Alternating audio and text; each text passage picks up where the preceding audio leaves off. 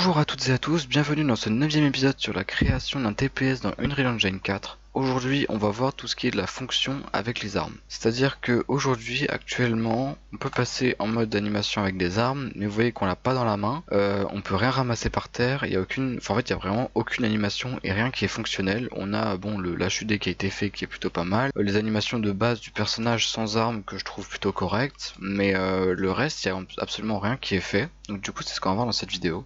Aujourd'hui, on va s'attaquer sur le système de pouvoir prendre une arme qui est par terre. Donc, je vous avais déjà dit d'installer les armes dans l'épisode, dans un épisode précédent, je sais plus exactement lequel, mais faites-le si vous en avez pas encore, ou alors importez vos propres armes. Et ensuite, on va pouvoir commencer. Première chose à faire, ça va être de chercher l'arme qu'on veut prendre. Nous, ça va être le Assault Rifle, celle-ci en fait, tout simplement. Et ça, je vais la garder, je vais juste cliquer dessus une fois et je vais me créer un dossier qui va s'appeler Blueprint. En dedans, on crée un blueprint actor. On va l'appeler BP underscore assault rifle. D'ailleurs, je ferai une vidéo dans pas trop longtemps pour vous expliquer chaque chose qui est ici, les matériaux, comment on s'en sert, les variables, etc. Mais bon, là j'ai pas trop le temps. Mais je vous promets, je ferai une vidéo comme ça pour tout vous expliquer, pour les débutants en tout cas, pour que vous compreniez bien tous les principes et que vous soyez pas en mode what the fuck dès que je montre quelque chose, pour que ça soit plus clair pour vous en fait, tout simplement. Donc là, j'ajoute un skeletal mesh et en fait, vous voyez que comme j'ai cliqué, ça me l'ajoute directement. Donc là, je vais chercher SK, enfin je vais écrire SK underscore assault rifle. Et donc là voilà, on a notre arme. Maintenant si on prend notre blueprint et qu'on le glisse sur la scène et qu'on joue, vous voyez qu'on voit très bien l'arme. Moi je vais faire quelque chose. Déjà on va essayer de faire en sorte que l'arme elle puisse tourner sur elle-même. Pour ça, on va dans notre event graph. Ici on va faire add timeline. On va l'appeler rotation. On la met dans le event begin play. Et donc on va pouvoir double cliquer dans notre timeline pour la modifier. Et c'est pas... Si, c'est bien un float. Là on va mettre rotation. Et en fait je vais vous montrer. Ça va être sur l'axe. Je vais mettre comme ça sera plus logique pour vous. Ce sera sur cet axe là. Le Z du coup. Donc on va passer d'une valeur de 0 à une valeur de 360. Ouais, on va faire de 0 à 360. Ce sera logique en fait, tout simplement, pour tout le monde. Comme ça, la timeline va bien comprendre. Donc on va dire que à 0 secondes, on est à 0. Et à le tour complet, on va dire qu'il met, je sais pas moi, 2 secondes 5. On va dire qu'il est à 360. Ici, le temps complet, on va mettre 2 secondes 5. On le met en boucle. Ici, on clique sur les deux vecteurs ici, enfin sur les deux petits boutons ici pour montrer la croissance de la courbe. On compile, on sauvegarde. Et ensuite, ce qu'on a juste à faire, c'est prendre l'assault rifle, mettre ici et faire set world rotation. Ici, on va faire split struct pin. On relie ça ici. Et là, dans le Z, du coup, on relie là. Et là, vous voyez que notre arme tourne parfaitement. Alors, ce que vous pouvez voir là, c'est que l'arme, elle tourne autour de l'axe qui est ici, là. Vous voyez, ça tourne pas au milieu de l'arme. Pourquoi? Tout simplement parce que l'arme, elle est pas exactement centrée dans le blueprint. Si par exemple on la met là, voilà. Là, ça me paraît déjà un petit peu mieux, et là, ce serait encore mieux. Voilà, donc là, c'est vraiment parfait. L'arme, elle tourne parfaitement normalement. Voilà, donc ça c'est très simple, hein, c'est juste un aspect esthétique, c'est tout simplement pour avoir l'arme qui bouge et qu'après on puisse la prendre. Donc quelque chose qu'on va faire maintenant, c'est de détecter quand est-ce que on voit l'arme et quand est-ce qu'on peut la prendre. Donc pour ça, c'est pas compliqué, ça va faire un rayon laser, entre guillemets, qui va viser partout, il va nous dire ce qu'il touche, et si il touche ça et que en même temps on appuie sur E, dans ce cas-là, ça nous fait prendre l'arme. Donc pour ça, il nous faut aller dans le BP caractère. Moi, je vais faire ici, ça va plus vite. Et ici, on va faire quelque chose. Je vais le faire où? Je vais le faire là. On va créer déjà un nouvel input, un action mapping. Donc ici, on va l'appeler take. Ça va être le E sur le clavier, juste là. Et ça va être, moi j'aimerais que ce soit carré, donc face button. Et là ça va être left. Voilà, c'est fait. On revient à notre bébé caractère, on fait take. Et ici, on va tracer une ligne en fait tout simplement. Donc là, ça va être trace line by channel. Alors ça, on va déjà le mettre en persistent. Donc ça va être la ligne où on la verra toujours. Et ce qui va se passer, c'est qu'on va le faire depuis la caméra. Pour avoir, vous voyez, la caméra, elle vise exactement là, au centre. Et donc ça va être par rapport au crosshair. En fait, on le verra par rapport au crosshair. Donc pour ça, on fait follow camera, get world location. Et ça va commencer de la world location. Ensuite, on va faire get forward vector. Donc pour aller vers l'avant, tout simplement. Hop. Ça, on va le multiplier fois float. On va mettre à 5000. C'est des valeurs hein, qu'il faut connaître.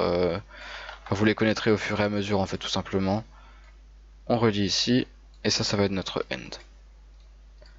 Et donc maintenant, vous voyez que ça fonctionne parfaitement. Ça nous trace bien le rayon laser à chaque fois que j'appuie sur E. Chose supplémentaire, hop, là ça va nous montrer que ça a traversé parce que ce sera vert derrière. Vous voyez, ça nous met comme ça. On peut changer les couleurs, on va dire que c'est du bleu en normal et que c'est du rose quand ça a traversé par exemple. Voilà, et voilà. Ici nous, dans le out it, on va lui faire un break it result. Et là, on va lui faire un print string. Non, ici. Et en fait, on va faire une conversion, ça va le relier là. Et là, ça va nous donner le nom. En fait, à chaque fois qu'on touche quelque chose, ça va nous donner le nom de l'acteur en print. Donc ça va être écrit pardon, en haut à gauche. Donc là, vous voyez, cube mesh, left arm static mesh, stair. Et donc là, quand on vise, ça va nous toucher le floor. Pourquoi?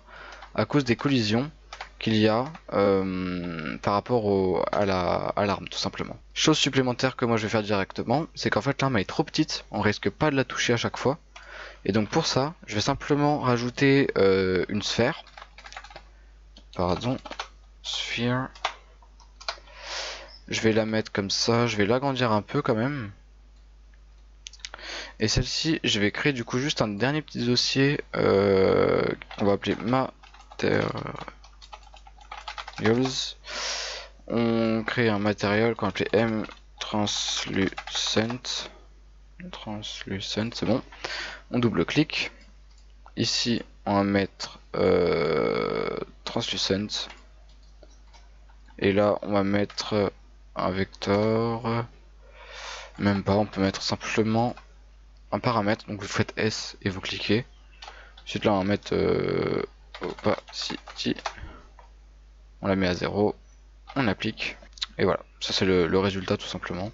Et on va l'appliquer à la sphère. Et donc là, vous voyez que ça change absolument rien techniquement.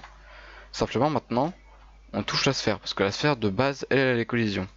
Alors, j'aurais pu vous le montrer autrement, dans le sens où j'aurais pu faire en sorte de vous montrer que ici, là on met no collision, on peut mettre des collisions, mais je ne vais pas le faire.